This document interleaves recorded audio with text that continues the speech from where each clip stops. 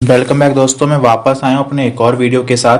ये वीडियो में मैं आपको बताने वाला हूँ प्रताप नारायण मिश्र जी का जीवन परिचय। तो चलिए शुरू करते हैं अपना वीडियो।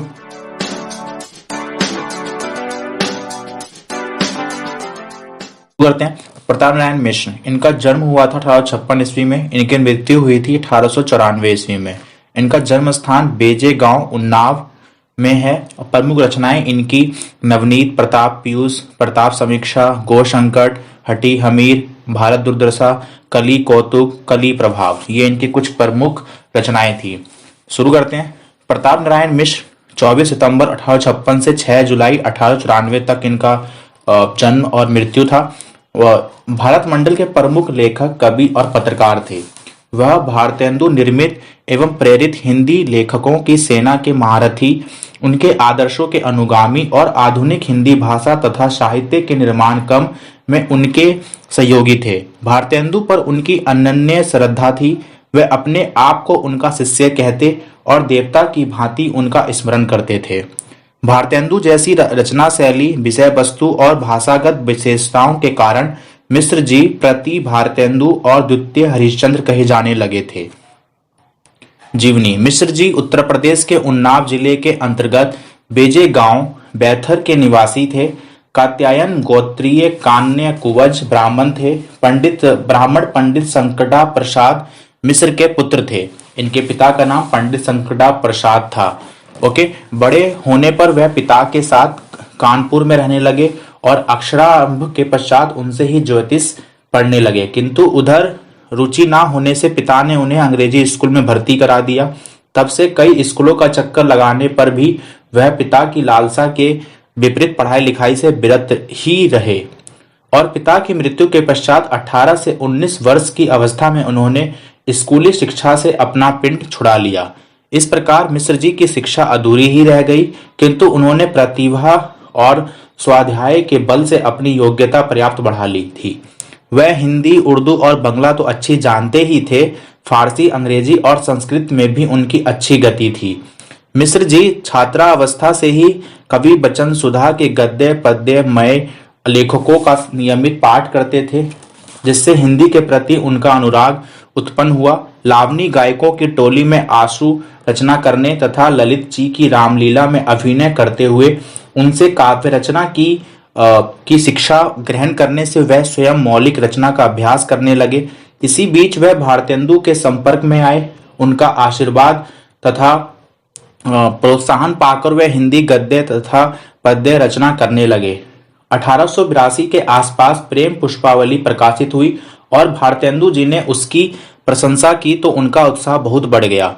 15 मार्च 1883 को होली के दिन अपने कई मित्रों के सहयोग से मिश्र जी ने ब्राह्मण नामक मासिक पत्र निकाला। यह अपने रूप रंग में ही नहीं, विषय और भाषा शैली की दृष्टि से भी भारतेंदु युग का विलक्षण पत्र था। सजीवता, सादगी, बांकपन और फड़कपन के कारण भारतेंदु कालीन साहित्यकारों में जो स्थान मिश्र जी का था, वही तत्कालीन हिंदी पत्रकारिता में इस पत्र का था, किंतु यह कभी नियमित समय पर नहीं निकलता था। 2-3 बार तो इसके बंद होने तक की नौबत आ गई थी।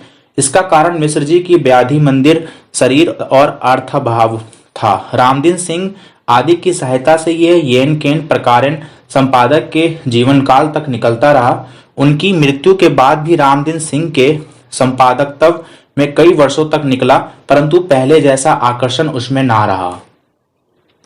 1889 में मिश्र जी 25 रुपए मासिक पर हिंदुस्तान के सहायक संपादक होकर कालांकार आए। उन दिनों पंडित मदन मोहन मालवीय उसके संपादक थे। यहाँ बालमुकुंद गुप्त ने मिश्र जी से हिंदी सीखी। मालवीय जी के हटने पर मिश्र जी अपनी स्वच्छंद प्रवृत्ति के कारण वहां ना टिक सके। कालांकर से लौटने के बाद वह प्रायः रुग्ण रहने लगे, फिर भी सामाजिक, राजनीतिक, धार्मिक कार्यों में पूर्ववत रुचि लेते रहे और ब्राह्मण के लिए लेख आदि प्रस्तुत करते रहे। 1891 में उन्होंने कानपुर में रसिक समाज की स्थापना की।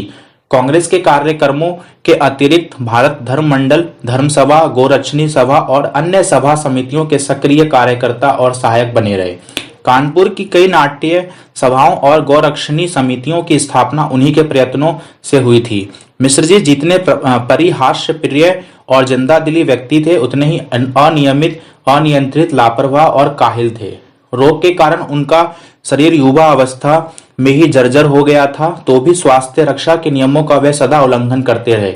इससे उनका स्वास्थ्य दिनों दिन गिरता गया। 1892 के अंत में वह गंभीर रूप से बीमार पड़े और लगातार 1.5 वर्षों तक बीमार ही रहे। अंत में 38 वर्ष की आयु में 6 जुलाई 1894 को भारतेंदु मंडल के इस नक्षत्र का अवसान हो गया। रचनाएं: नाटक में गौसंकट, भारत दुर्दशा, कली कौतुक, कली प्रभाव, हट्टी हमीर, जुआरी खुआरी, प्रहसन, संगीत शाकुंतल, कालिदास के अभिज्ञान शाकुंतलम का अनुवाद, निबंध संग्रह, निबंध में निबंध, नवनीत, प्रताप पीयूष, प्रताप समीक्षा, अनुदित गद्य कृतियां, राज सिंह, अमर सिंह, इंदिरा, राधा रानी, युंगला गुर्य, चरिताष्टक, पंचामृत और नीति रत्नमाला बात, कविता में प्रेम पुष्पावली, मन की लहर, ब्रेडला, स्वागत, दंगल खंड, त्रिप्यन ताम, लोकोत्तिस्तक, दीवो ब्राह्मण उर्दू में। तो ये था जीवन परिचय प्रताप नारायण मिश्र जी का। उम्मीद करता हूँ आपको वीडियो पसंद आया होगा। अगर वीडियो आपको अच्छा लगा हो तो इसे लाइक कीजिए और अपने दोस्तों के साथ भी इसे शेयर कीजिए। और अगर आप हमारे चैनल पर नए हैं तो हमारे चैनल को सब्सक्राइब कीजिए। मिलेंगे अपने नेक्स्ट वीडियो में कुछ और जीवन परिचय के साथ। जब तक के लिए थैंक यू सो मच।